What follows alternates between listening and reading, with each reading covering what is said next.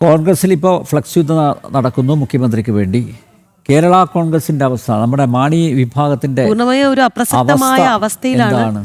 അതെ, എന്തായാലും ഈ തെരഞ്ഞെടുപ്പോടുകൂടി ഏതാണ്ട് തീരുമാനമായി. എന്താണെന്നറിയോ, മാണി സാറിന് ഒട്ടും താല്പര്യമില്ലാത്ത ഒരു കൂട്ടരുമായിട്ടാണ് മകൻ കൈകോർത്തത്. മാണി സാർ അവിടെ ഇരുന്ന് ഇതെല്ലാം കാണുന്നുണ്ട്. അപ്പോൾ അദ്ദേഹത്തിൻ്റെ ശാപമാണ് എന്ന കാര്യത്തിൽ യാതൊരു സംശയമില്ല. എന്തായാലും നമുക്ക് നോക്കാം. കേരള കോൺഗ്രസ് മാണി വിഭാഗം പിളർപ്പിലേക്കെന്ന അഭ്യൂഹങ്ങൾക്കിടയിൽ പാർട്ടി സ്റ്റിയറിംഗ് കമ്മിറ്റി യോഗം 9-ാം തീയതി കോട്ടയത്ത് ചേരും. തെരഞ്ഞെടുപ്പ് പരാജയം യോഗം ചർച്ച ചെയ്യും. മാണി വിഭാഗത്തിന് തലങ്ങും വിലങ്ങും പിളർപ്പ് വെല്ലുവിളി നിലനിൽക്കെ ചേരുന്ന സംസ്ഥാന സ്റ്റിയറിംഗ് കമ്മിറ്റി യോഗം പാർട്ടിയുടെ മുന്നോട്ട് പോക്കിന് തന്നെ നിർണായകമാകും എന്നുള്ളതാണ്. മിഥുൻ മുരളിയോട് ചോദിക്കാല്ലേ കൂടുതൽ വിശദാംശങ്ങൾ. സാധാരണ ഈ നമ്മൾ പിളരും എന്ന് പറയുമ്പോൾ അതൊരു എപ്പോഴും കല്ലുകടി തന്നെയാണ്. പക്ഷെ ഇവരെ സംബന്ധിച്ചിടത്തോളം വളരുന്ന പാർട്ടി എന്ന് അവർ തന്നെ അതെ പറയുന്നവരാണ്. എന്തായാലും വീണ്ടും ഒരു പിളർപ്പിനാണ് നമ്മൾ സാക്ഷ്യം വഹിക്കാൻ പോകുന്നത് എന്ന് തോന്നുന്നു. എന്തായാലും ആ രീതിക്കാണ് കാര്യങ്ങളുടെ പോക്ക്. എങ്ങനെയാണ് നിലവിലത്തെ സാഹചര്യങ്ങൾ? മിഥുൻ, ഒരു കാര്യം കൂടി. മിഥുൻ, ഇവിടെ തെരഞ്ഞെടുപ്പിന് മുമ്പ് UDF-ലേക്ക് പോകാൻ ജോസ് കെ മാണി തയ്യാറായിരുന്നു. പക്ഷേ അന്ന് ആ നീക്കത്തിന് തടയിട്ടത് റോഷി അഗസ്റ്റിനാണ്.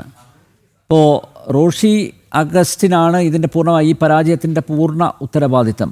UDF തരംഗത്തിനിടയിൽ പോയതാണ്. എങ്കിലും കേരള കോൺഗ്രസ് എം പോലുള്ള ഒരു പാർട്ടി, മധ്യ കേരളത്തിലെ ഏറ്റവും ശക്തമായിട്ടുള്ളൊരു പാർട്ടിക്ക് ആ ബലക്ഷയം സംഭവിക്കുക എന്ന് പറയുന്നത് ഒരുപക്ഷെ അവരുടെ ഈ രാഷ്ട്രീയ ഭാവി തന്നെ അവതാളത്തിലാക്കിയേക്കും.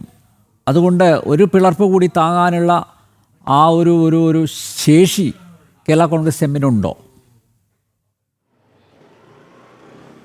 Anil Nambiar, Ragi, good morning. വളരും തോറും പിളരും എന്ന് പറഞ്ഞ പാർട്ടി, നിങ്ങളിപ്പോൾ വിശേഷിപ്പിച്ച പോലെ ആ പാർട്ടി തെരഞ്ഞെടുപ്പോട് കൂടി ഏകദേശം ഇല്ലാണ്ടായി എന്ന് പറയുന്ന ഒരു അവസ്ഥയിലേക്ക് എത്തിയിരിക്കുകയാണ്. തെരഞ്ഞെടുപ്പിൽ സംപൂജ്യരായതോടുകൂടി ഇനി കേരള കോൺഗ്രസ് മാണി വിഭാഗത്തിൻ്റെ ഭാവി എന്ത് എന്നുള്ളത് ഒരു ചോദ്യചിഹ്നത്തിൽ നിൽക്കുകയാണ്. ഒന്നിലധികം വെല്ലുവിളികളാണ്, പ്രതിസന്ധികളാണ് പാർട്ടി ഇപ്പോൾ നേരിട്ടുകൊണ്ടിരിക്കുന്നത്. ആ പ്രതിസന്ധികൾ, ഒന്നിലധികം പിളർപ്പ് സാധ്യതകളാണ് പാർട്ടിക്ക് മുന്നിൽ ഉള്ളത്. അതിൽ ഏറ്റവും പ്രധാനം അനിൽ നമ്പ്യാർ സൂചിപ്പിച്ച തെരഞ്ഞെടുപ്പിന് മുൻപ് ഉണ്ടായ മുന്നണി മാറ്റ ചർച്ചകളുമായി ബന്ധപ്പെട്ടുള്ളതാണ്. LDF-ൽ നിന്നും UDF പാളയത്തിലേക്ക് കേരള കോൺഗ്രസ് മാണി വിഭാഗത്തെ കൊണ്ടുപോകാൻ ജോസ് കെ മാണി സാധ്യതകൾ തേടിയതാണ്. അത്തരത്തിൽ അവസരങ്ങൾ ലഭ്യമാക്കുന്നതിന് വേണ്ടി ശ്രമിച്ചതാണ്. പക്ഷേ റോഷി അഗസ്റ്റിൻ, N ജയരാജ്, പ്രമോദ് നാരായണൻ അടങ്ങുന്ന ആ സംഘമാണ് അതിനെ നിർബന്ധ ബുദ്ധിയോടുകൂടി LDF-ൽ തന്നെ തുടർന്നാൽ മതി എന്നുള്ള ഒരു തീരുമാനത്തിലേക്ക് എത്തിച്ചത്. അതുകൊണ്ട് തന്നെ ഇപ്പോൾ തെരഞ്ഞെടുപ്പിന് ശേഷം LDF-ൽ നിന്നും UDF പാളയത്തിലേക്ക് പോവുകയായിരുന്നെങ്കിൽ ഇത്രയും കനത്ത തിരിച്ചടി, ചരിത്രത്തിൽ പാർട്ടിക്ക് ഇതുവരെ ഉണ്ടാകാത്ത അത്രയും ദയനീയമായ ഒരു തിരിച്ചടി നേരിടേണ്ടി വരില്ലായിരുന്നു എന്നുള്ള ഒരു വിലയിരുത്തൽ പ്രബലമായിട്ടുള്ള ഒരു വിഭാഗത്തിൻ്റെ ഭാഗത്തുനിന്ന്, പ്രത്യേകിച്ച് ജോസ് കെ മാണി വിഭാഗത്തിൻ്റെ ഭാഗത്തുനിന്ന് ഉണ്ടാകുന്നു. ഈ തോൽവിയുടെ ആ ഒരു ഉത്തരവാദിത്വം റോഷി അഗസ്റ്റിന് മേൽ കെട്ടിവെക്കുന്ന ഒരു സാഹചര്യത്തിലേക്ക് എത്തുന്നു. അതേസമയം തന്നെ റോഷി അഗസ്റ്റിൻ്റെ നേതൃത്വത്തിൽ പാർട്ടിക്കുള്ളിൽ മറ്റൊരു പടപ്പുറപ്പാട് ഉണ്ടാവുകയും ചെയ്യുന്നു. അങ്ങനെ ചില വെല്ലുവിളികൾ, പിളർപ്പ് സാധ്യതകൾ അവിടെ നിലനിൽക്കുന്നു.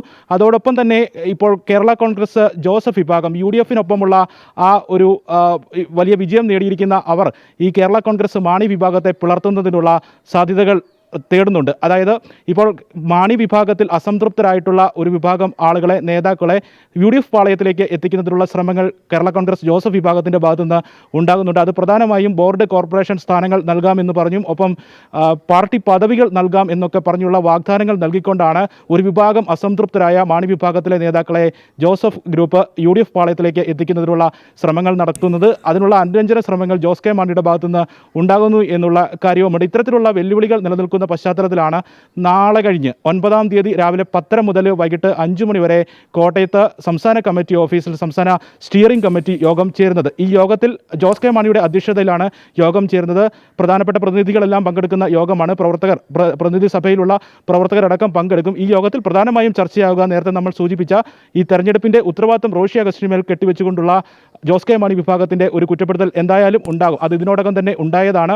ഇടതുമുന്നണി വിടേണ്ടതായിരുന്നു, UDF-ലേക്ക് പോകേണ്ടതായിരുന്നു. അതിനുള്ള സാധ്യതകൾ ഉണ്ടായിട്ടും അത് നിർബന്ധ ബുദ്ധിയോടുകൂടി നിരാകരിച്ചത് റോഷി അഗസ്റ്റിൻ്റെ ആ വാശി, റോഷി അഗസ്റ്റിൻ, N ജയരാജ്, പ്രമോദ് നാരായണ സഖ്യത്തിൻ്റെ ആ വാശിയാണ് എന്നുള്ള കാര്യം അടുത്ത ദിവസം ചേരുന്ന ആ യോഗത്തിൽ ചർച്ചയാകും എന്നുള്ള കാര്യത്തിൽ സംശയമില്ല. അത് വലിയ പൊട്ടിത്തെറിക്ക് ഇടവരുത്തും എന്നുള്ള കാര്യത്തിലും സംശയമില്ല. അതോടൊപ്പം തന്നെ ചർച്ചയാകാൻ പോകുന്ന മറ്റൊരു പ്രധാനപ്പെട്ട കാര്യം, തദ്ദേശ തെരഞ്ഞെടുപ്പിൽ കേരള കോൺഗ്രസ് മാണി വിഭാഗ സ്ഥാനാർത്ഥികൾക്ക് പല സ്ഥലങ്ങളിലും CPM-ന്റെ വോട്ട് പാലായിൽ ലഭിച്ചില്ല എന്നുള്ള ഒരു കുറ്റപ്പെടുത്തൽ, ആക്ഷേപം നേരത്തെ തന്നെ തദ്ദേശ തെരഞ്ഞെടുപ്പിന് ശേഷം പാർട്ടി പ്രതിനിധികൾ, പ്രധാനപ്പെട്ട നേതാക്കൾ എല്ലാം ഉന്നയിച്ചതാണ്. അതുകൊണ്ടാണ് ഈ കേരള കോൺഗ്രസ് മാണി വിഭാഗത്തിൻ്റെ സ്ഥാനാർത്ഥികൾ പാലായിൽ പലയിടത്തും തദ്ദേശ തെരഞ്ഞെടുപ്പിൽ തോൽക്കുന്ന സാഹചര്യം ഉണ്ടായതാണ്. അത് CPM-ന്റെ ആ വോട്ടുകൾ ലഭിക്കാത്തത് കൊണ്ടാണ് എന്നുള്ളതായിരുന്നു കുറ്റപ്പെടുത്തൽ. മാത്രമല്ല, ഈ 40 വർഷം കേരള കോൺഗ്രസ് മാണി വിഭാഗം കൈവെള്ളയിൽ സൂക്ഷിച്ച പാലാ നഗരസഭയുടെ ഭരണവും ഈ കഴിഞ്ഞ തദ്ദേശ തെരഞ്ഞെടുപ്പിൽ നഷ്ടമാവുകയും ചെയ്തു. അത് ഇടതുമുന്നണിക്കുള്ളിൽ കേരള കോൺഗ്രസ് മാണി വിഭാഗത്തിന് പരിഗണന ലഭിക്കുന്നില്ല, അല്ലെങ്കിൽ അവരെ അവഗണിക്കുകയാണ് എന്നുള്ള ആക്ഷേപം ഉയർത്തുന്നതിന് തദ്ദേശ തെരഞ്ഞെടുപ്പിന് ശേഷം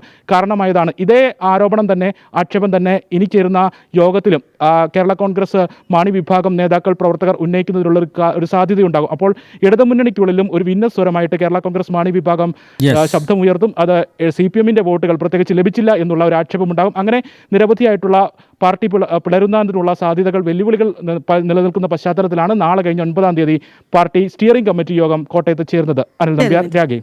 എന്തായാലും നേരത്തെ സൂചിപ്പിച്ചതുപോലെ ഇനിയൊരു പിളർപ്പ് കൂടി അവർക്ക് താങ്ങാൻ സാധിക്കുമോ എന്നുള്ളത് തന്നെയാണ് പൊഴിയുമോ എന്ന് കാത്തിരുന്ന് കാണാം. അല്ലെങ്കിൽ കരിഞ്ഞുണങ്ങിയ അവസ്ഥയിലാണ് കേരള കോൺഗ്രസ് ജോസഫ് വിഭാഗം ഇങ്ങനെ ചൂണ്ടയായിട്ട് നിൽക്കുകയാണ്. അതെ, കാരണം അവരുടെ പാർട്ടിക്ക് നല്ല മേൽക്കൈ കിട്ടിയിട്ടുണ്ട് ഈ തെരഞ്ഞെടുപ്പിൽ. അപ്പോൾ പാർട്ടിയെ കൂടുതൽ ശക്തിപ്പെടുത്താൻ, പാർട്ടിയെ കുറെ കൂടി വിപുലമാക്കാൻ ഇവരിൽ നിന്ന് ആരെങ്കിലും വരികയാണെങ്കിൽ 2 കൈയും നീട്ടി സ്വീകരിക്കാൻ തയ്യാറാണ് കേരള കോൺഗ്രസ് ജോസഫ് വിഭാഗം.